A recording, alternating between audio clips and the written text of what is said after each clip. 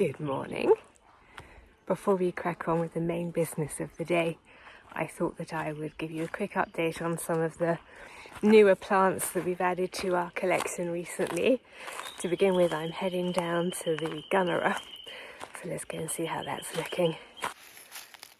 Well, there's the answer to that question, and the answer to that question is pretty impressive, considering how it looked last time we came and had a look at it. So this cage was always going to be a bit temporary, and now it's looking like it's pretty much outgrown the cage already. What I think I might do is leave it for a bit longer, but I assume nothing really is going to want to munch that, but I don't want to take too much of a chance.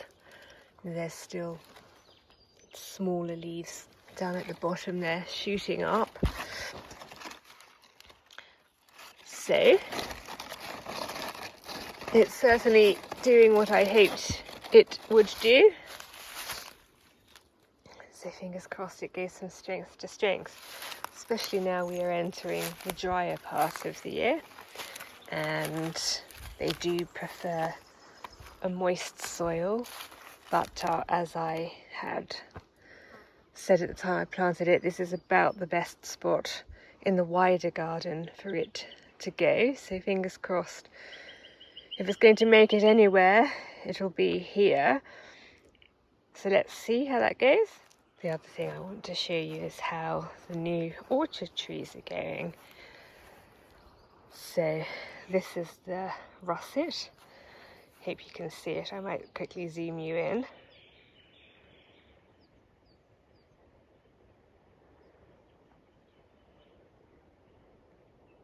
As you can see, not only is it got quite a lot of nice leaves going, it is also wanting to flower. This is the cherry, and much like the russet, you may be able to see at the bottom there, it is also attempting to flower, well, is flowering. So this one out of all of them is probably looking the most spectacular, except for the cherry plum, which did flower and also does actually have cherry plums on it. This is the tree that I grew from a seed from a cherry plum, which I ate in a local town. And then last but not least, the tree which started it all really, the Bramley apple. The furthest behind probably of all of them, but it does have leaves and the potential for putting on a few more. Possibly the potential downside of this site is that it gets quite a lot more shade than the other trees,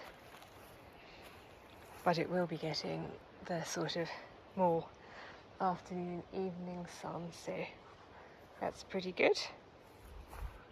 Fingers crossed for that one. It's not over yet, but it's not certainly the most spectacular looking tree. But lastly, I thought I'd change tacks a little and show you the flower on this wood store hedge plant. Isn't that lovely?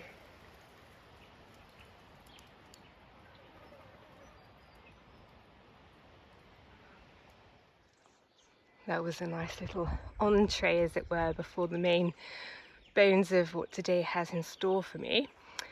I have come up to the edge of the fire break, and if I spin round the side of the house there inside the formal garden, and that's because I'm going to start work today on clearing the perimeter of all the fallen leaves and branches.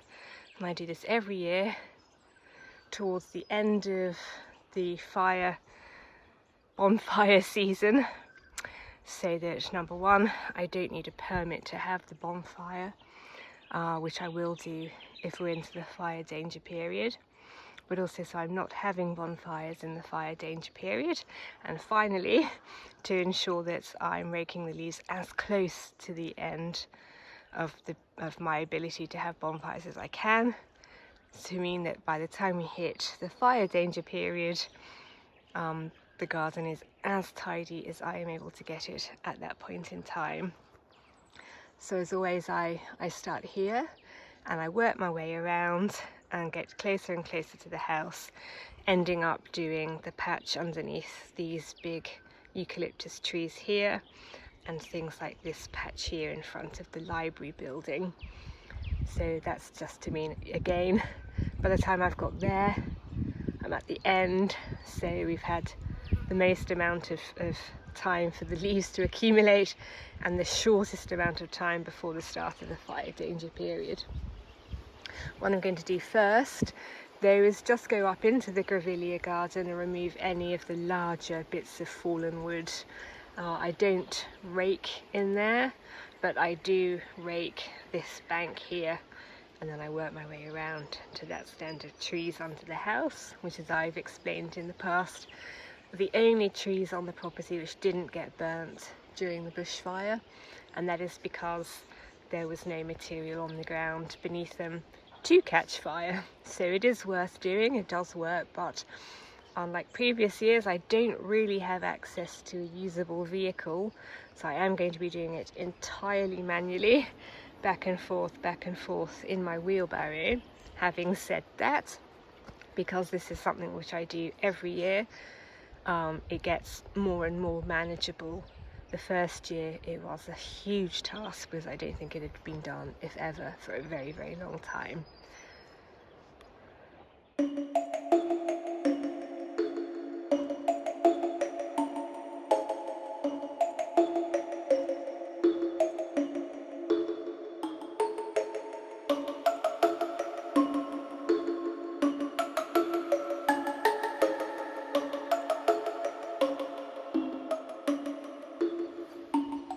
First load, ready to go to the bonfire.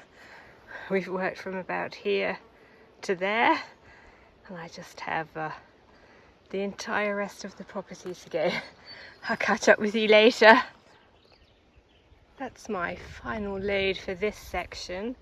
I always break it into chunks, so I've worked all the way up there to the water tank, from about there, tuning this gutter and leaves and debris which had accumulated on the bank.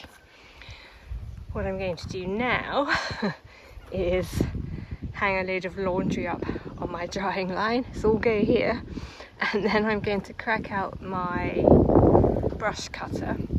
I've currently got the grass cutting blade on it, but it's about that time of year, I think, where I'm going to switch over to the strimmer cord. And then I'm going to work my way back along the bank towards the water tank, taking down the tea tree. So I'm sort of going to tidy as I go rather than break it up into chunks again. So hopefully that'll stand that in good stead for the next few weeks at least.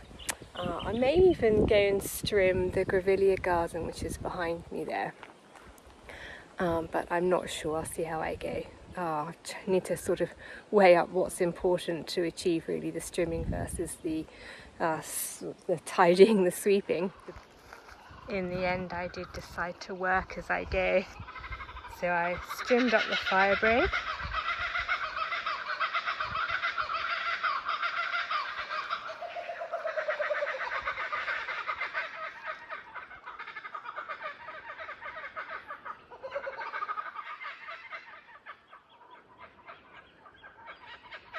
Let those get it out of their system.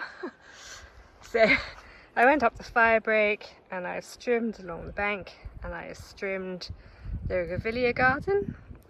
I've made my way as far as the water tank here in the pipe. That's where I called it a day for this part of the work. So that's all now done and ready for summer, so that's great.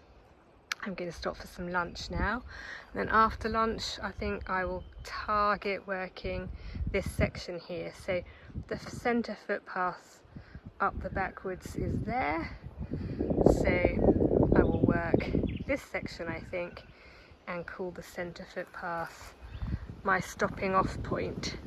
That should be quite a nice post-lunch little project, and then I can carry on the other side of the centre path tomorrow.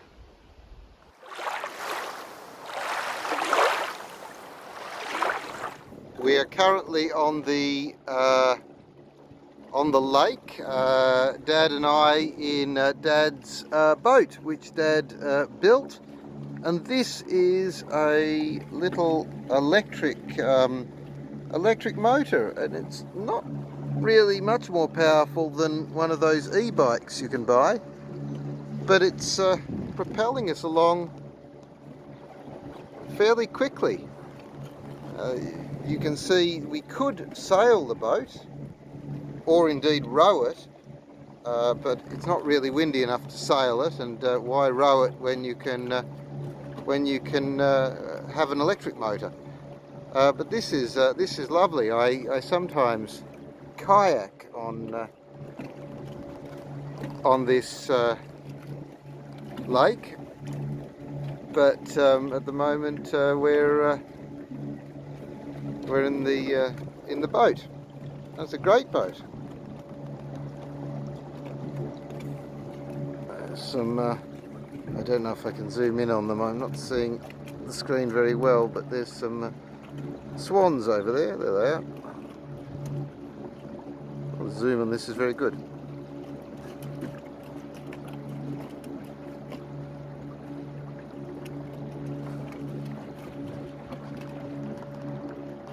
A lot of fisher folk out on the lake today.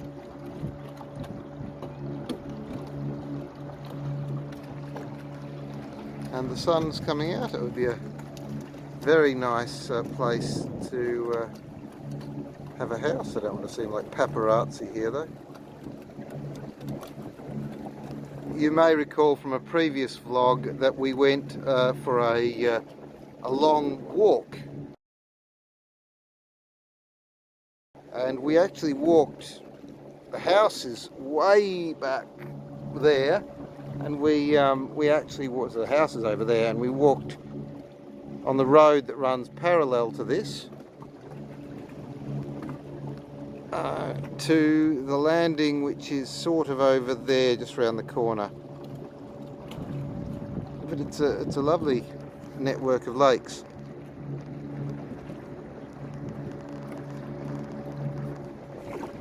And you can see over there is the landing that we walked to. We're on the way back now. That's the landing we walked, and you can see the little road. That where is it? Over there. The little road that we walked up.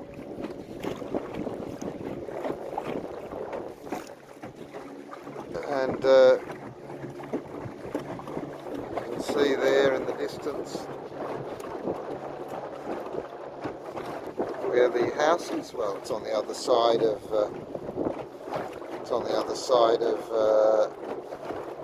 the town there.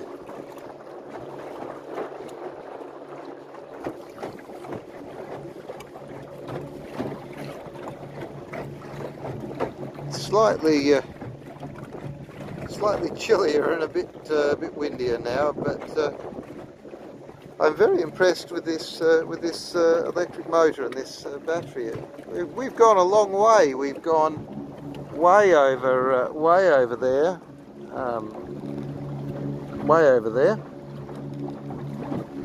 and we're on the way back, and the battery is over half full still.